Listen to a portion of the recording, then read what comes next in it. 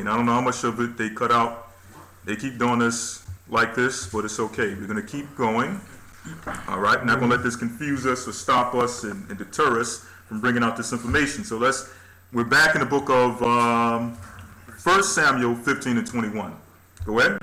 But the people took of the spoil, sheep and oxen, the chief of the things which should have been utterly destroyed, to sacrifice unto the Most High thy power in Gilgal. Verse 22. And Samuel said, hath the Most High as great delight in burnt offerings and sacrifices? So Samuel asked Saul, does the Most High have great delight in what? In burnt offerings and sacrifices? In burnt offerings and sacrifices. Go ahead. As in obeying the voice of the Most High?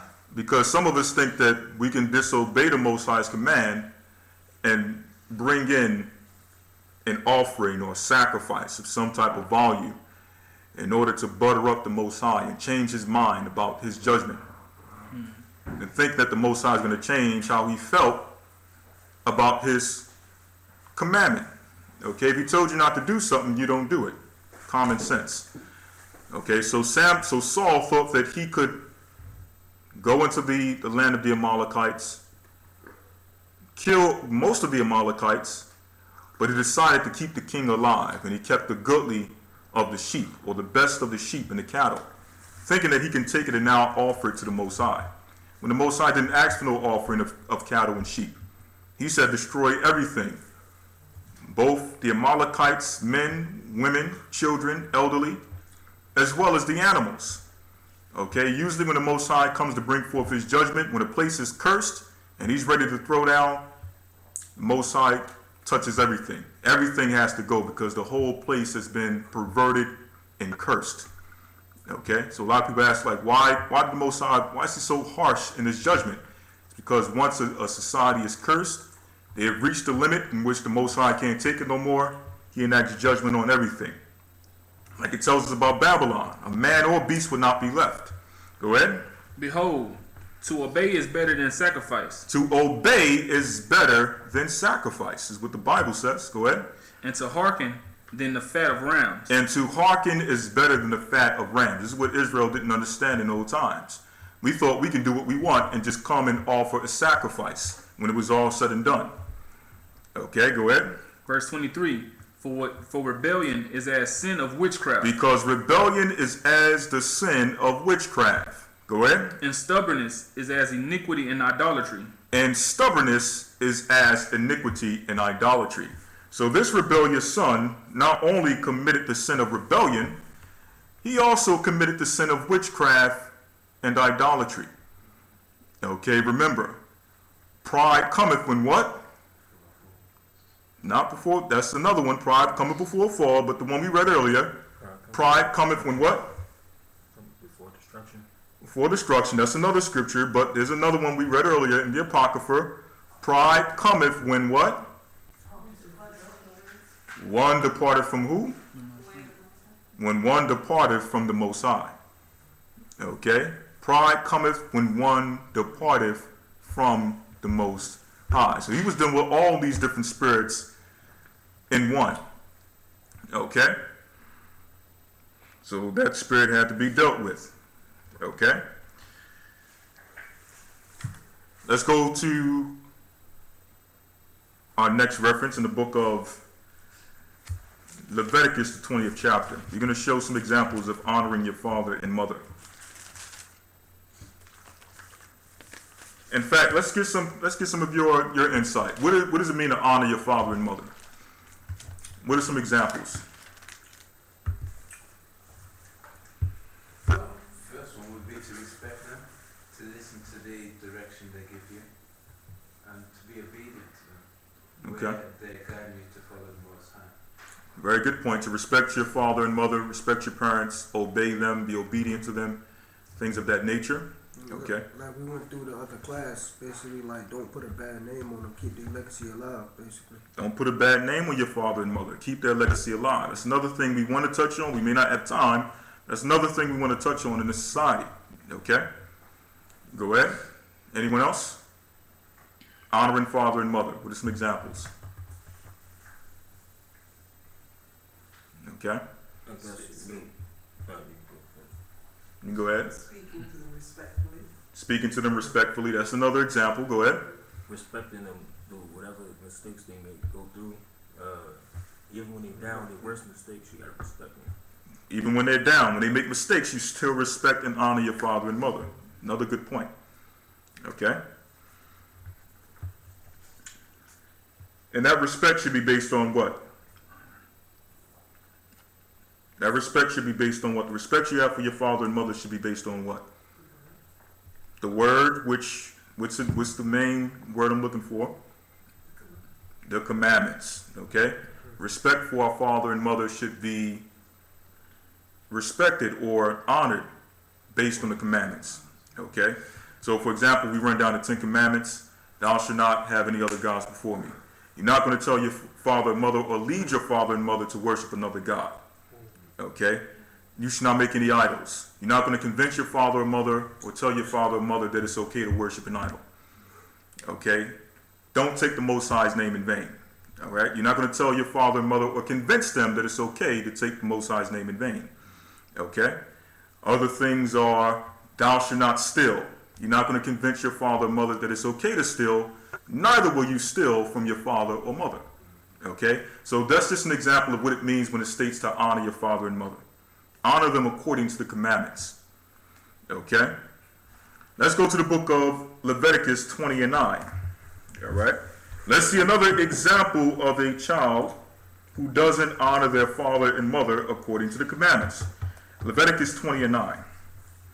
And I want to mention that that's regardless of the mistakes, as was mentioned, that your father and mother have made. Okay? They could have been the worst parents on the face of the earth, but you must still respect them according to the commandments. Most High says, as we've read in past times, love your enemies. If you view your father and mother as an enemy, the Bible says love your enemies. Bless them that curse you and despitefully use you and things of that nature. You still give them respect according to the commandments, which means even though they were bad parents, that don't mean they don't give you the right to steal from them, or to murder them or kill them, or to lead them into false idol worship. You still must respect them according to the commandments. Okay? Irregardless. Go ahead. Leviticus chapter 20, verse 9. For everyone that curseth his father or his mother, If you curse your father or your mother, go ahead. shall be surely put to death. Now, cursing has taken on a different concept today. Today, cursing is using foul language, okay, which we don't condone either. But back then, cursing was more so putting imprecations and curses upon people, okay, deviling into actually, witchcraft, as well as saying things out of your mouth upon your mother and father. Because we, as Hebrews, understood the power of words. Okay? I wish you would die. Okay? I wish the Most High sends a storm to wipe you off the face of the earth, or things of that nature. Okay? These are things that have become common in modern culture. But in ancient times, to curse your father and mother, to wish death upon your father or mother, or anything of that nature, was judged by death, according to the Bible. So we're going to read on Leviticus 20 and 9. He that curseth his father or his mother, his blood shall be upon him. Let's read that first part again. Leviticus chapter 20, verse 9. For everyone that curseth his father or his mother shall be surely put to You death. shall surely be put to death. That means definitely. There's no way getting around it. If you curse your father or mother, you shall surely be put to death. Okay? Once again, this is not for us to enact judgment on children today. If your child says something out of his mouth he shouldn't say against you, you got to take action as far as discipline. And then you have to go in and try to teach your child afterwards. Okay? Teach them according to the Most High, how the Most High views these things. Okay? Let them know that when you rebel against me, it's like when Lucifer rebelled against the Most High. Okay? Bring those types of examples into the scenario. Okay? They'll learn sooner or later. And if not, the Most High will deal with them. All right? Go ahead. He had cursed his father or mother, his blood shall be upon him. So if you curse your father or mother, your blood should be upon you. All right? So those who are responsible for taking you out, they're justified, in other words. Usually if you murder somebody, if I murder this brother, then his blood is on my hands. Okay? But let's say this brother cursed his father and his mother. And according to ancient times, we enacted judgment. The Bible states his blood is upon him. It's not upon me, it's upon him. He brought it upon himself, in other words. Okay? So let's get some more examples. Okay? There's one more example we want to get before we move into some more scriptures and some of these articles I wanted to get into. Let's get Exodus 21 and 15.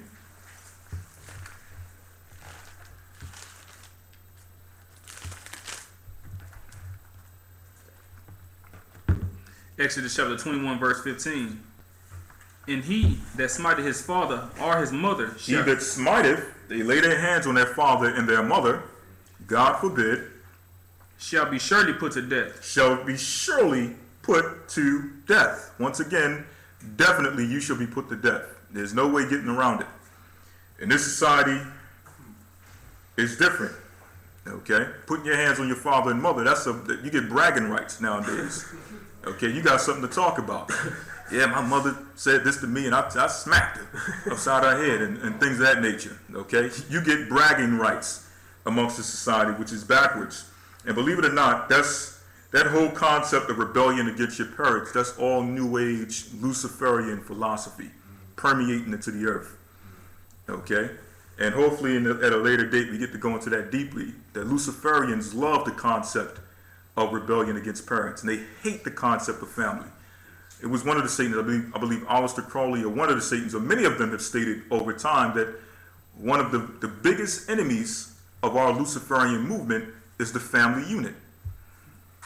Okay? So the family unit is seen as an enemy to the Luciferian elite of this world. So they try everything in their power to destroy the moral fabric of a righteous family. Okay? What was that? So that's why they try to push the homosexuality stuff. That's why they're pushing homosexuality. That's another thing.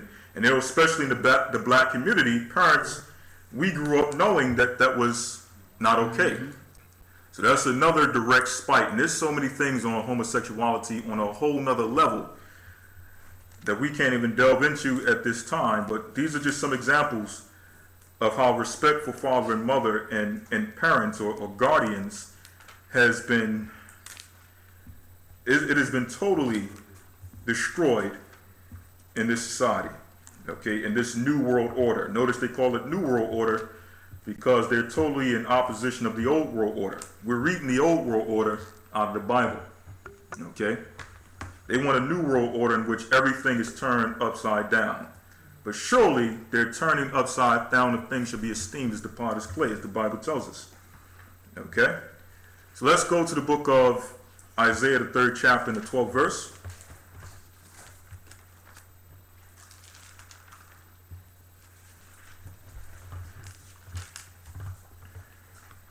Isaiah chapter 3, verse 12. So what's the result? What's the result of a society without discipline? According to the Bible, correct discipline, righteous discipline. Let's read the book of Isaiah 3 and 12. And before we get that, one more scripture, Proverbs 22 and 10. The solution for a rebellious child. Okay, sums it up. The scripture is going to sum it up for us. Proverbs 22 and 10. All right. Proverbs chapter 22, verse 10. Cast out the scorner. The Bible says cast out the scorner, the one that's causing strife and contention. Go ahead. And contention shall go out. And contention shall go out. You get rid of the rebellious child out of society, the contention will soon follow. The scorning will soon follow. So that was the concept amongst the Hebrews. All right. So let's see, because that concept has been thrown out, it has affected our communities greatly. So we're going to see the effect of that, the disregard of those commandments as far as discipline. Isaiah 3 and 12. As for my people, children are their oppressors. As for my people, who are their oppressors? Children are their oppressors. Children are their oppressors. Okay, so children now oppress and rule over our neighborhoods and our society. Okay, they are the oppressors. Go ahead. And women rule over them. And women rule over them. So the children run things. They run the mother runs the father, which is in total contrast to the true family order. All right, and I'm going to read this real quick while you hold that in the book of 1 Corinthians, the 11th chapter So we can understand the right order according to the Bible when it comes to family, which is another part of discipline. Okay? Following the Most High's order as far as family. 1 Corinthians 11:3, but I would have you know that the head of every man is Christ, and the head of woman is the man, and the head of Christ is the Most High. So that's the true family order. There's the Most High, there's Christ, there's man, woman, and under the woman are the children. But of course, Isaiah 3:12 tells us what? As for my people, children are their oppressors. Children have become the oppressors. Go ahead. And women rule over them. And women rule over them. Go ahead. O my people, they which lead thee cause thee to err. They which lead thee have caused thee to err. So the political leaders and the spiritual leaders of our community are not helping the cause, because they're not teaching to put everything back in order as the Most High had it from the beginning. Okay? They're in some way condoning the concept of the children ruling over the household. Okay? Go ahead. And destroy the way of thy paths. And destroy the way of thy paths. So the way of our paths are destroyed based on the current condition of the Israelite communities. Okay? Let's go to the book of, matter of fact, before we get that, let's get a general consensus as to why is it that no one is standing up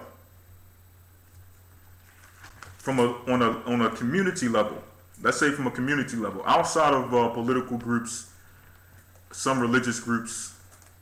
Why is no one standing up independently and speaking against the current state and the current order of the black community? Outside of some of the groups, we got Hebrew Israelites who speak about some of these things. We have the Nation of Islam who may speak about certain things about family and all of, the discipline of the children, things of that nature. But why is it that just on a lower level, outside of those groups, no one is standing up and speaking to the young men of this society and trying to get them in order and correct them? Keep in mind that the Bible tells us that children are the oppressors. That may be a clue to your answer.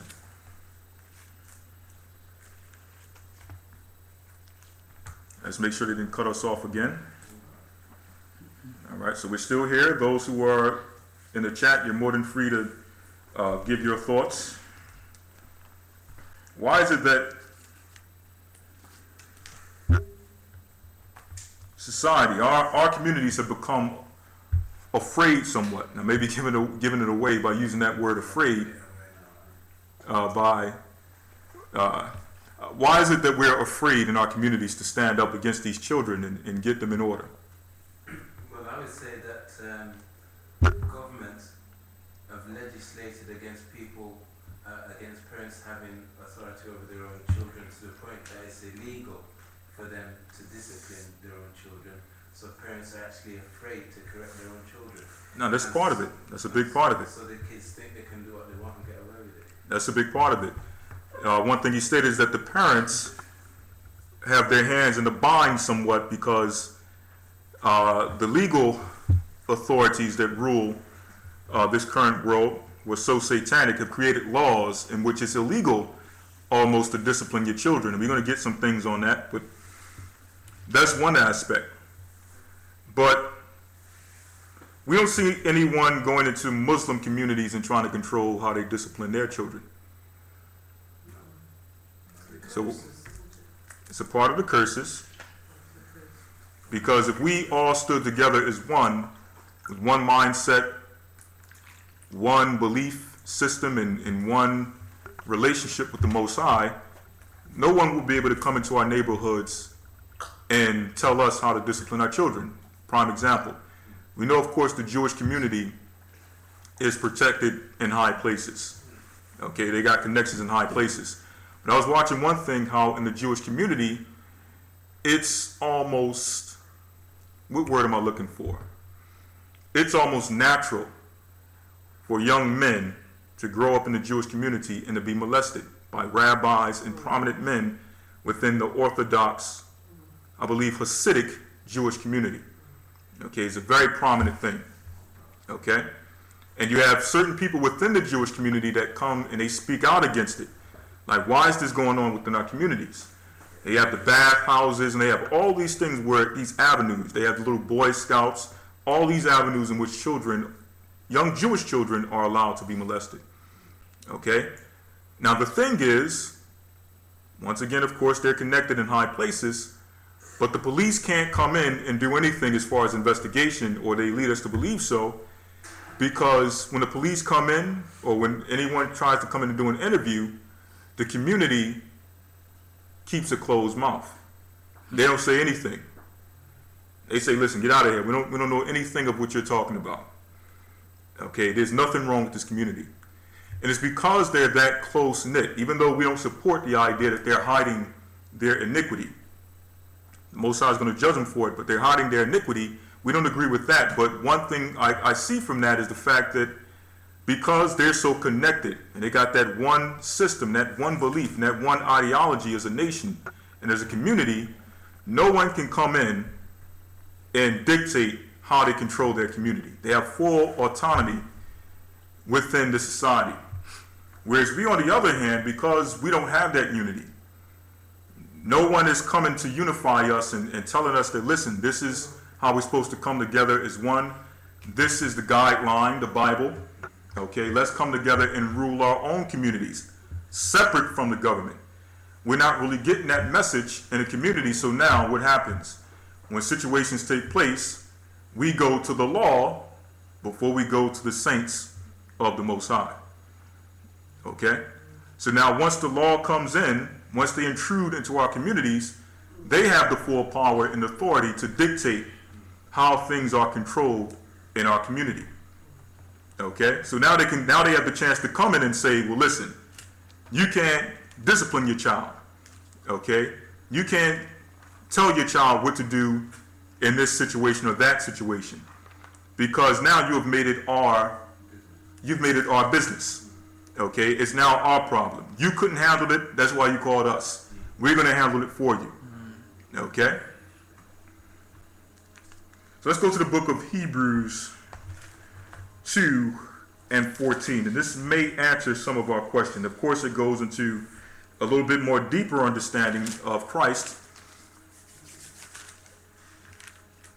and how he delivered us from the devil who had power over death. But nonetheless, this helps give us some understanding as to why on a community level we're not really raising up, and no one is really raising up in our communities to tell us how to unify and come together to dictate the path and the destiny of our community. Go ahead. Hebrews chapter 2, verse 14. For as much then as the children are the partakers of flesh and blood, he also himself likewise took part of the same, that through death he might destroy him that had power of death, that is, the devil. So Christ through death had power to destroy him that had the power of death. Go ahead. Verse 15. And deliver them who through the fear of death were all their lifetime subject to bondage. And he was able to deliver them who through fear of death were all their lifetime subject to bondage. So the key point is the fear of death. Okay, the fear of death. So because those on a community level are afraid to die, they're afraid to stand up for what's right, they now allow the society to go the way it goes, or allow the children, they let the children alone to themselves. Remember, it states the children are the oppressors. They have the power within our communities. Okay, they're the final say in our community. So we're afraid to go to the children and speak to the children and tell them, well, listen, that's not the right way. You ain't supposed to be out here selling drugs in the corner. If we catch you out here selling drugs in the corner again, we're going to move you out the way. You can't be out here shooting and killing each other. If we find out you brothers out here killing each other and doing things of that nature, we're going to move you out of the way. No one is coming out and on that level in our communities to try to tell people, listen, let's get this thing right. Let's get this in order. Let's clean house. Why? Because of the fear of death. Okay, we fear for our lives. We got our own families to look after, is what the people say. Okay? Go ahead. Verse 16. So what they do, they just look at the children. They say, leave them to themselves. They're rebellious degenerates anyway. Okay, there's nothing we can do about it. That's the mindset of the people mainly. So we might as well just let them go ahead and kill each other off. Maybe afterwards they didn't kill off each other. Maybe we'll have peace and harmony again. Okay, once the storm clears. But you're going to find out that from wickedness go forth, or from the wicked go forth wickedness. Okay? If you got a wicked nation of children who are now bearing more children, those children will learn to be more wicked than their parents. And we see that in this society with the young hip-hop generation. Everybody's high on weed and pills, and everybody's drunk. Everybody's following a new fashion. And these youngsters are now having children. So those same principles, or lack thereof of principles, that they obtained, they're now teaching to their children. And their children are adopting these principles, and they're taking it to a whole nother level. Okay? So the storm will never clear if we don't fix the problem the way it needs to be fixed according to the Bible. And that brings me to some of these articles about abuse. Okay? And before let's just read a few scriptures on the Bible, because the Bible does speak about physical discipline. Okay? So you can just read it off of here if you will. The book of Proverbs, chapter 13, verse 24. So let me zoom this up for you. All right, that's nice and clear for you, Con. All right. Let's go ahead. Proverbs chapter 13, verse 24. He that spared his rod hated his son. If you spare the rod, you hate your son. That's what the Bible say. Go ahead. But he that loveth him, chasteneth him betimes. But if you love your child, you will chasten him betimes, which means early. So with those early stages of life, you're going to instill discipline and fear the Most High in your child. And it may take some level of physical discipline in order to achieve that. Okay? Let's go to Proverbs 19 and 18. Proverbs chapter 19, verse 18. Chasten thy son while there is hope. Chasten your son while there is hope. So the Bible is telling us that there will come a time in which there is no hope. You won't be able to chasten your son if you wait too late. Go ahead. And let not thy soul spare for his crying. And don't let your soul spare his crying. All right? So when you get into the physical aspect of discipline, and you hear that crying, don't let your soul spare it. And it's not saying beat the child half to death. We're going to get into that. Okay? Let's get Proverbs 22 and 6. Proverbs chapter 22, verse 6. Train up a child in the way he should go. Train up a child in the way that he should go. Very famous scripture, one of the most famous biblical scriptures in modern time. Go ahead. And when he is old, he will not depart from it. When he is old, he will not depart from it. So you start B times, meaning at those early stages of discipline and instilling that fear of the laws and the commandments of the Most High God. And when that child is old, he will not depart. In fact, he will teach his children how to walk in the paths and fear of the Most High. Go ahead. Proverbs 23 and 12. Proverbs chapter 23, verse 12. Apply thine heart unto instruction, and thine ears to the words of knowledge. Withhold not correction from the child. So a part of this instruction and knowledge is not withholding correction from your child. Okay, that's a part of the scriptures too. That's a part of the wisdom and the knowledge also. Disciplining your children. Go ahead. For if thou beatest him with the rod, if you get to him physically with the rod, go ahead. He shall not die. He shall not die. Go ahead. Thou shalt beat him with the rod, and shalt deliver his soul from hell. So that's the purpose of discipline. You beat him with the rod, you deliver his soul from hell. Okay? And that brings into mind that instance in which you had, I don't know if y'all seen this thing. It came out maybe a few years ago. Maybe even last year, in which you had the situation in which a father beat his children on live video. I believe it was live video, it was tape video, because they were so-called twerking on the internet and looking to put up videos on the internet, doing provocative dancing, okay? So the father came in with a switch, and it's kind of funny. It's not funny, the fact that what they were doing, but the fact that you still have fathers who somewhat care about their family, okay, and care about the way that their daughters go. Like the Bible tells us, a father riseth up often thinking about the care of his daughters. Okay, that's in the Apocrypha. Okay, so to see that situation, It's not funny, but it was out there for the world to see, and you can't help but kind of chuckle. Not at the fact that they were dancing inappropriately, but what ensued afterwards, okay? But nonetheless, he disciplined his daughters, and there was a big outcry saying that he shouldn't have did what he did to his daughters, okay, or at least to that degree, okay? Now you can argue both ways, one way or the other, but when I see situations like that, it brings this scripture into mind where it says, if you do what? You beat him with the rod, you shall deliver his soul from hell. Yeah, the behinds are going to hurt for a few days, okay? It may even hurt for a week, but that's better than a lifetime or an eternity in the pits of hell. Okay, so hopefully the father has some wisdom and knowledge according to scriptures to be able to teach his daughters afterwards.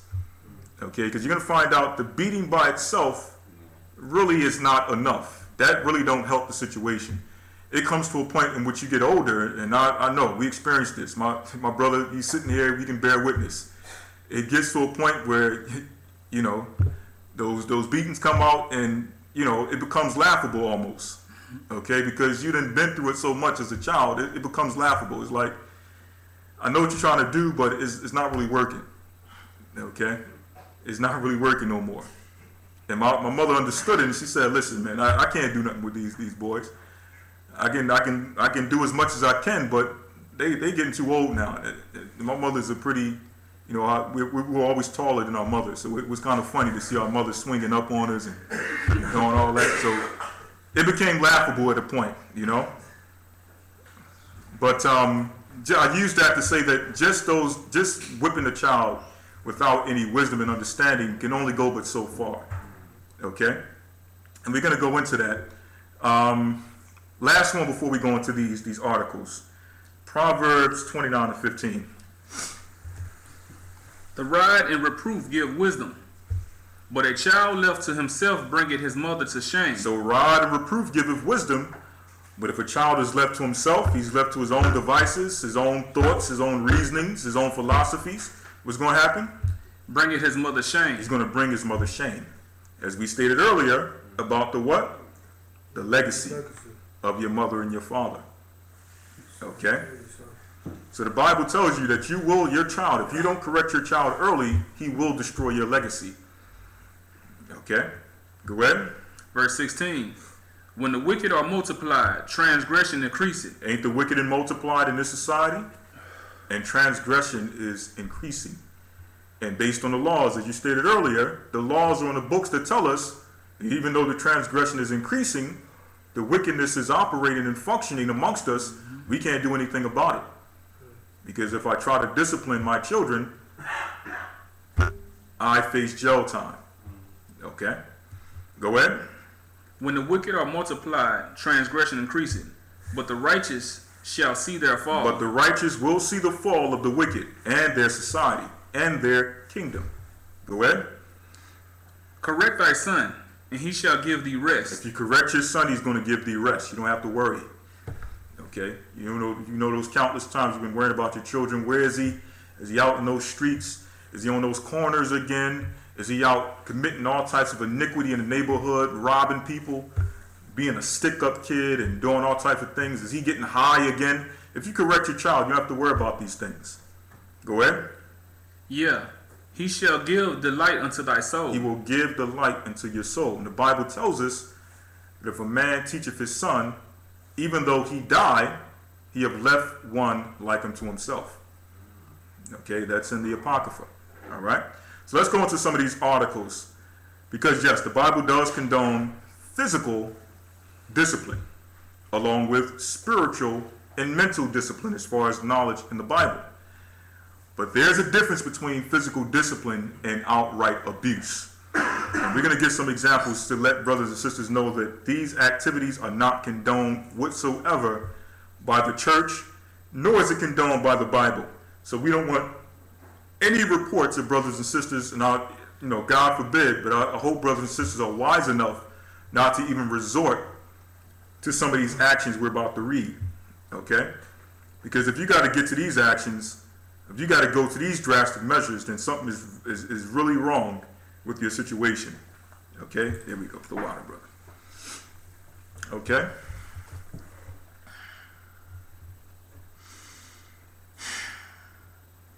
It's very hard and disheartening to read some of these articles. So I'm gonna try our best to keep our composure as we go through some of these, because it's very sickening. Okay, let's start here. Let's start with the black community, the Israelite community. Okay, let's start with the title of this article. Tennessee man severely beats girlfriend's son. 3 for eating last piece of cheesecake, mom says. So a Tennessee man severely beats his 3-year-old son for eating the last piece of cheesecake. And let that resonate for a second. To think of the mental aptitude and the mental capacity or the mental detriment that exists in our society, in which a grown man beats on a 3-year-old child severely for eating a piece of cheesecake or the last piece of cheesecake. Like, I mean, is it that hard to get a piece of cheesecake? Like, what has happened in our society in which these are the measures we take? And we're going to show you where this type of beating takes place, or where this came from. Because there's a difference between how we disciplined our children in the Bible and how we began to discipline our children on the other side of those boats. Okay? So let's read this. Anthony Gulich, I think that's the pronunciation of his name. Gulich or Gulich, go ahead. Anthony Gulich allegedly grabbed the unnamed woman's. Let me zoom it up for you. I know your eyes are a little bit bad like mine, so we'll bring it in for you. Go ahead. Anthony Gulich allegedly grabbed the unnamed woman's son by the ankles, whipped him, and caused a broken femur bone and vertebrae. He is being held on $210,000 bond, and the boy is listed in critical condition. Now, when you look at the picture of this brother, what do you see? And I know they trust me, I know the other side of the story, how they like to promote us in the media, how they like to give us bad images, but there's no excuse for this fella. Okay, there's no, the white man is just trying to keep us down with this guy. Okay, let's look at his picture. Okay, and what do you see when you look at this brother? What are some things that come to mind? I'm speaking to you, Brother Malak. Oh, okay. You're the only one that can see the picture right now. So. Like a young brother from the hood. Young brother from the hood. Okay, like you probably get a little high, right? Yeah.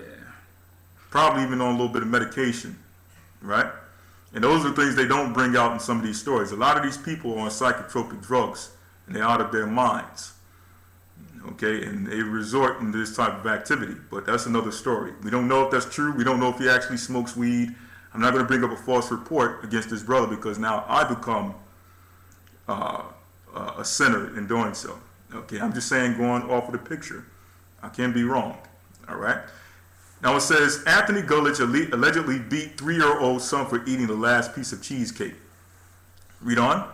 A Tennessee toddler is in critical condition after his mom's boyfriend savagely beat him for eating the last slice of cheesecake. So the child this is a toddler, in critical condition because the mom's boyfriend savagely beat him for eating the last slice of cheesecake.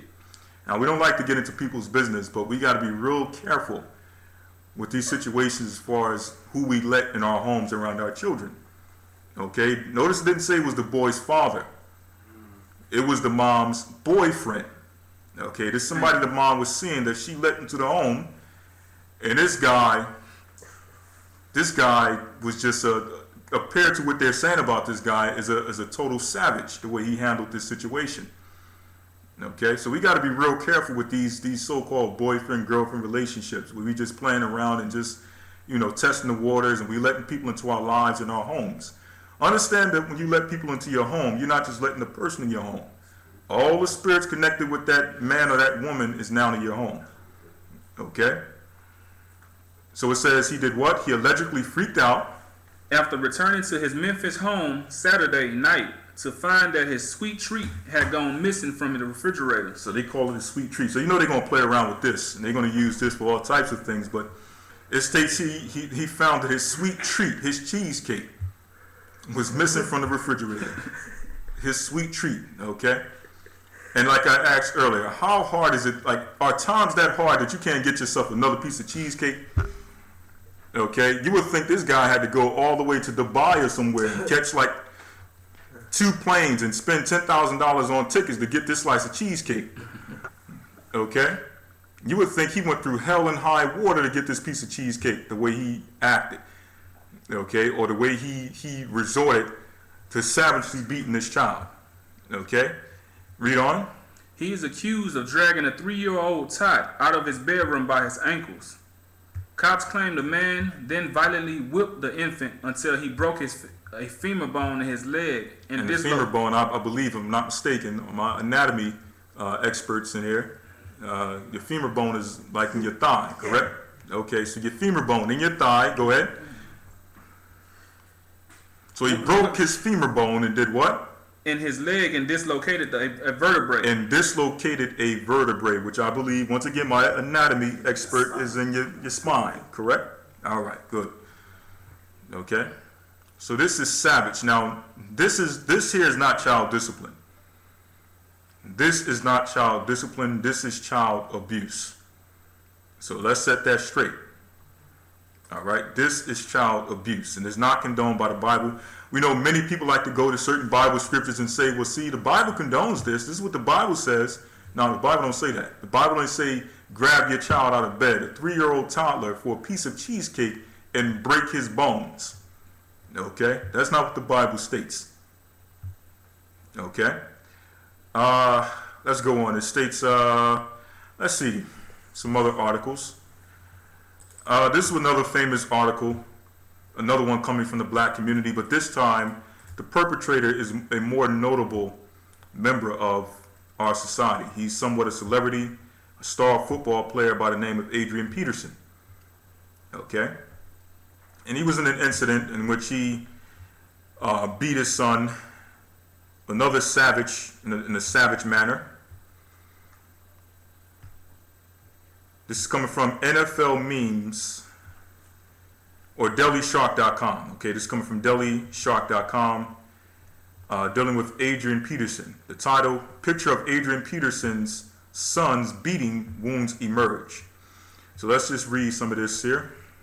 The correct way to discipline your child is always a murky and controversial topic.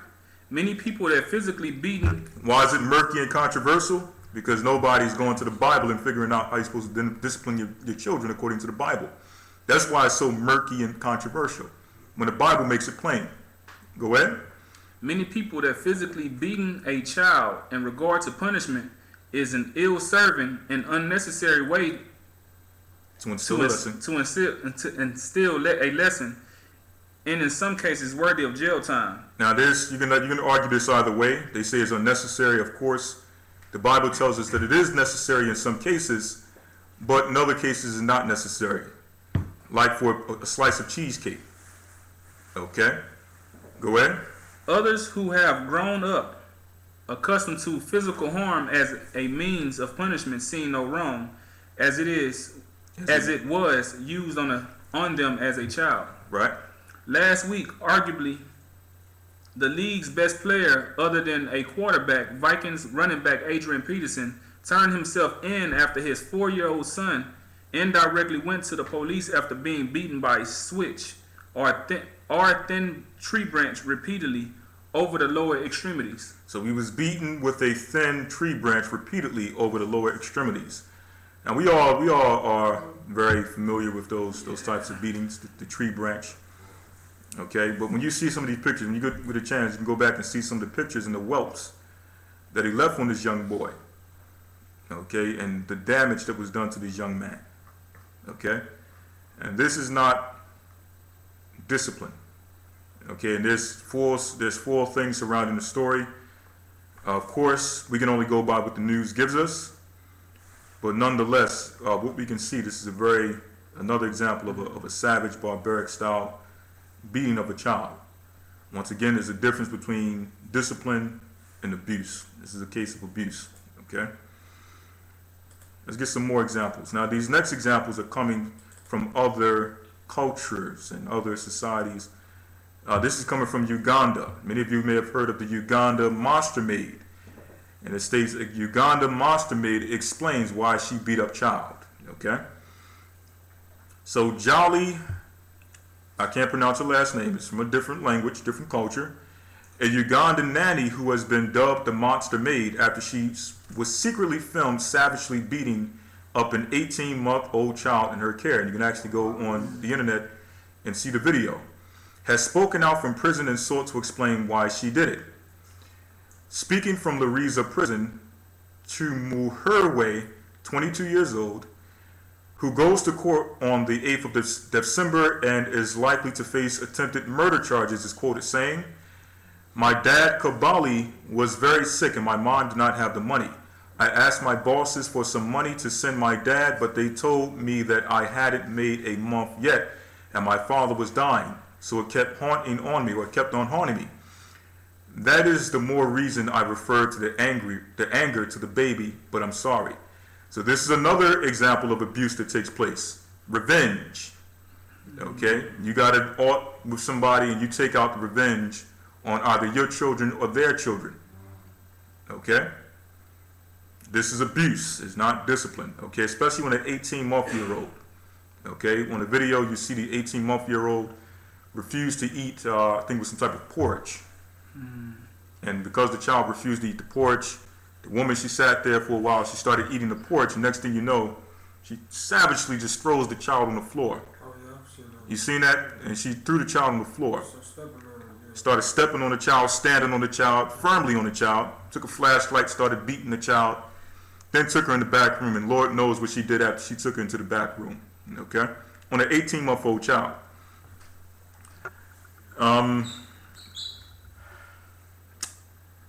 So let me just read this last part. I feel guilty, okay? When I was doing it, I thought I was disciplining a baby. Sister, if you come across this video, you were not disciplining a baby. You were acting like a savage and abusing this child. Okay, that's what you were doing. And the Most High, you need to repent, or the Most High is going to definitely deal with you. He's going to visit you upon this iniquity. Okay? I thought I was disciplining the baby. Also, the mother sometimes slaps her. I also saw from the mom. The torch I used was small and it's not hard. So she's trying to justify herself. The torch meaning the flashlight. I think I will never do it again. And it goes on and on. All right. The next one we're about to read is probably one of the most disturbing. And this is coming from the Caucasian community to show you that this isn't something that's just exclusive to the black community as they try to make it. Okay? It just, ours is a little different than you may find in different cultures, okay? But nonetheless, it sometimes ends up with the same results on the children. It says, 3-year-old boy allegedly beaten and tortured to death for not eating his breakfast. And this kind of hits home because this is coming from Pennsylvania, even though this is I guess a Caucasian community in Pennsylvania. We're originally from Philadelphia, Pennsylvania. So it goes on to state that a Pennsylvania couple reportedly beat a 3-year-old with a piece of aluminum siding. They taped him to a chair and punched him. They hung him upside down and laughed. Now this don't sound like a normal punishment. This sounds like some type of satanic ritual abuse. This sounds like something that's done in the occult. Okay, when they're about to sacrifice a child, they put the child through all types of trauma. That's what this sounds like. Okay? And on Tuesday, he died. So the child passed away. He was murdered. Chester County District Attorney Thomas Hogan has described the killing of Scott McMillan as an American horror story. Over a 3-day period, so this was over 3 days, he was systematically tortured and beaten to death, Hogan said. The abuse took place over the weekend in West Cone Township, about 45 miles west of Philadelphia. It's very hard to read. We have a picture of the father and the mother. Once again, they look like they don't have it all in the mind, in the brain. What's even more damning is what they did after the child had passed away after they were done torturing the child. Now it states that he was punched in the stomach and the face. He was scourged with a homemade whip. He was lashed with a metal rod. He was tied to a chair and beaten. He was tied upside down by his feet and beaten. His head was smashed through a wall.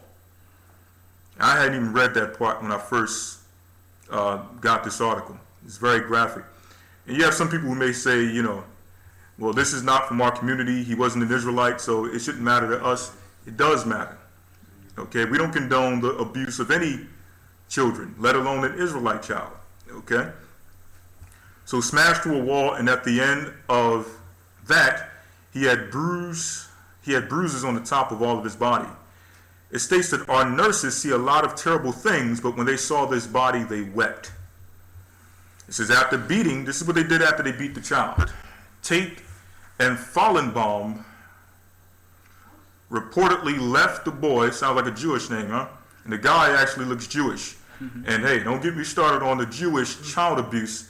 I said a thing I saw on Russia Today about this Jewish guy in Israel who was systematically abusing children with, I'm talking about satanic measures of torture. I'm talking about using a toolbox and things you find in a toolbox to torture children. Okay? This is going on in Israel, and don't think this is one isolated situation. Okay? This sounds like the average case of, like I said earlier, satanic ritual abuse. After the beating, Tate and Fallenbaum reportedly left the boy on the inflated mattress, or on an inflated mattress, went to pick up a pizza. So they killed the boy and went to get something to eat, and came back and had sex, then later found the child unresponsive. So what type of quote-unquote human being does that type of abuse? Kills a child, tortures a child for over a 3-day period, then go eats a pizza. Okay, these are total demons operating with these people. As I said, you can look at this guy, he got the spirit of a Jewish guy. You don't ever think it's Jewish people, but you got matzo balls and Manischewitz written all over this guy, man. Okay? Let's go on to some of the what the articles are saying. This is one more. This is another one that sounds like satanic ritual abuse. Mark Smith allegedly beats boy for not eating squirrel soup filled with vomit. And in the article it states that they don't know the relation between this man and the boy, which leads me to believe that this is some type of ritual satanic abuse. It's not an everyday scenario situation. When I say everyday, it's not a thing that's normal amongst regular people. People who deal with the occult and child sacrifice, they do these things often. Okay? So the last one I'm going to read, I got many articles on this subject, but it states, does spanking harm the black community? Now, on one side, you have the extreme. Okay, the extreme, someone savagely being beat over a slice of cheesecake. But on the other side, you have another extreme. The other extreme is them stating that based on some of these things that are taking place, especially with the Adrian Peterson situation and the Ray Rice situation, him beating up his woman in the elevator, they're saying that, well, should there be any level of discipline in the black community? So they're using these examples to take away all levels of discipline in our community. Okay? So there's one spectrum, one extreme to the next. Okay? So it states here, this is from CNN.com by Stephen A. Holmes. It says, Stephen Holmes, someone making it seem that spanking is a treasured icon of black culture. He says it's time to recognize that spanking doesn't accomplish anything, and it's halfway true. What he's saying is half true. It doesn't really accomplish anything by itself. Without the knowledge and wisdom and understanding and guidance of the scriptures, just spanking your child can only do so much. Okay? Many of us, as children, we were spanked, but our mothers and our fathers, they did it with the best knowledge and understanding they could. Some of us, God forbid, we went through harsher situations.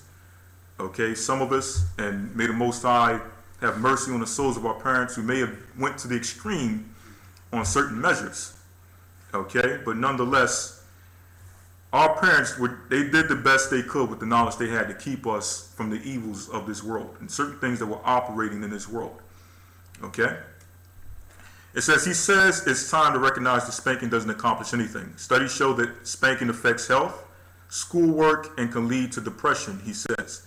Which in some cases can be true, but as you can see, once again, they're using this as a propaganda piece to try to push us away from physical discipline, which is condoned by the scriptures. Okay? Not that other stuff that we just read. We don't condone that. The Bible don't condone that. We're talking about scriptural, physical discipline. Okay? That can be found and validated in the Bible and is backed up with wisdom. You don't just beat the child and just leave him there to suffer. After you're done with disciplining the child, after all the emotions have gone down, you go to the child and you teach him why you did what you did. Well, listen, you broke this commandment. The Bible tells us we shouldn't steal. Okay? You stole something from that person. You stole something from this individual. Okay? You have to understand that we're different people. The Most High created us and he placed us above all people. So we have a certain level of respect and honor that we must uphold amongst ourselves. We can't walk around and do the things that the other nations do. Okay? That's just an example of what you do after you're done with your child. You teach them. Okay? That is for your betterment. I'm helping you understand that, you understand, we're the chosen people of the Most High.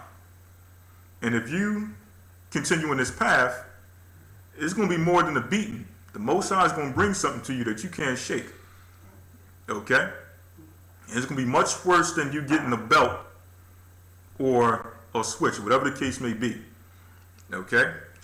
So it says, rather than tolerating corporal punishment, we need to start condemning it. So they want to condemn it altogether. And they used the example of Adrian Peterson. I want to go down to some of the points that were made concerning slavery. I think that's in another article. Let me get this. That's in another article. Let me get that one real quick, because you're going to find out that the water, my brother, for blacks, spanking has ties to slavery, as if we're the only people that spanks our children, right? So it says, recently a study found that spanking has a negative effect on toddlers, especially those from a low-income household. So they're attacking a particular group of people. Okay, we know who that people are, who those people are. It says Precious. We all seen that movie. Well, I haven't physically seen the movie Precious. I've heard of the movie Precious. Precious, the new movie by Tyler Perry and Oprah Winfrey, is the story of a black teen mother who survives physical and sexual abuse from her parents. While the movie strikes a chord with those who were victims of abuse in their childhood, it also reminds us of the prevalence of beatings as a child-rearing tool in the African American community. Now, I'm not saying that the depiction that I've heard about this movie doesn't exist, but this is not everyone's story. Okay, every African American child is not being savagely beat and sexually abused. Okay, it does exist. Yes, we know it exists, and it is a problem that needs to stop. Okay, but you can't label a whole community, okay, for these practices. It also reminds us of the prevalence of beatings as a child-rearing tool in the African American community, a practice which harkens back to the days of slavery, which once again is a half-truth. The African Americans are the children of Israel, recorded in the Bible. So our tactics of discipline come from the Bible. We were disciplining our children before the slave trade. What is true about that statement is that after the slave trade, we adopted other practices that wasn't condoned by the Bible and by our forefathers. Okay? Let me ask this question, and this is just a rhetorical question. You have to give an answer to this question. How many of you in your childhood have ever witnessed or seen someone go through a situation in which they're being disciplined by their father or mother, and while they're being disciplined, their father or mother is yelling out what this society considers to be racial slurs to their children? Okay? Let me give you some examples. Okay? And this may hit home for those in the States more than it does in the UK.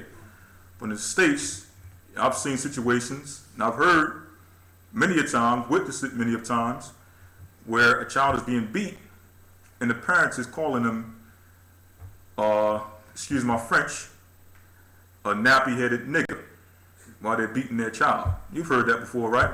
Okay.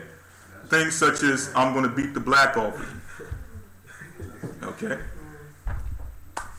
It's sad to say, sometimes we celebrate these things, and sometimes people mimic and repeat these things, but we got to ask ourselves, where does this come from? Did Abraham threaten Isaac by saying, I'm going to beat you, you nappy-headed, you know what? Was that the type of discipline that Abraham instilled in Isaac? Was he telling Isaac, I'm going to beat the black off of you? Okay, where did that come from? Did that come from the Bible form of discipline? Or did it come from another type of discipline that we received on the other side of those slave ships? Okay, when you get a chance, go back and watch those movies, Goodbye, Uncle Tom. Go back and watch Uncle Tom's Cabin. Go back and watch Roots, and even the latest one they had out called 12 Years a Slave. Go watch those movies and see some of the verbiage that the slave masters used when they beat our people. And see if it's any different than some of the verbiage some of our parents may have used against us when they disciplined us. And ask yourself, is that discipline or is it abuse? Okay? You got to think of the mental effect it has on the child when every time a child is beat, the mother or the father is referring to them as a nappy-headed you-know-what, referring to the daughter as a nappy-headed wench. Of course, growing up in a society where she's already taught that she's ugly, she has an inferiority complex, the last thing she needs is her parents to instill that inferiority complex when they're disciplining or so-called disciplining her, calling her nappy-headed. Okay? I'm going to beat the black off of you. Okay? All these different terms that we use, these are things that we picked up from slavery. All right? And this is not how our forefathers disciplined their children. All right? It was in decency and in order. You even have some parents, and we've heard stories of this, of children just being beat because they look like their father. Okay? Or they resemble someone in the family that the mother dislikes. Where a child can just walk through the door and their mother just looks on them, and the mother thinks she's doing something right. When that child walked through the door and she just look at him and a spirit jump on her. Like Elder McCall called it, he called it one of those guys from before the flood, jump up on you, okay? And start playing around with your mind and with your spirit and start whispering those things to you. Look at him. He looked just like his father. You need to whoop his behind. Just because he looked like his father. And next thing you know, the child just walking in from school, ain't done nothing, just had a good day in school, got a good grade on a test. Okay, may have got his report card, got all A's, a few B's. They're happy. They want to go home and share this experience with the family. But they walk in the house and their mother got a demon on them, or their father got a demon on them. Okay? And all of a sudden, they just go all out ballistic on the child and beat the child half to death. Because the child looks like the father, or the child looks like or reminds him of the mother. Okay? That's not discipline. That's abuse. Okay? So it goes on in some of the tactics that we use in slavery, and how it still reigns true today, and how we discipline our children using the tactics of the slave masters. But nonetheless, you all get the point. Those are some of the things we wanted to drive home from this, with this lesson, because we did cover it before, but this time we hit so many aspects. We went to the spiritual realm with the first one, first rebellious son. We went into Adam, Eve. We went into what the scriptures say about discipline, and we also went into the concept of child abuse and the difference between the two. Never get the two mixed up. Okay? If you find yourself just sitting there and just cursing straight out of your mind and just calling your child all types of names, then you got to check yourself and realize that the Spirit of the Most High is not in that whooping, okay, what you call a whooping. All right? So we touched many different aspects, so hopefully you all received edification and understanding. Hopefully it wasn't too graphic, or it didn't strike too much of a heartstring for those who may have been through some of these things and witnessed or actually lived through some of these experiences in their life. Okay?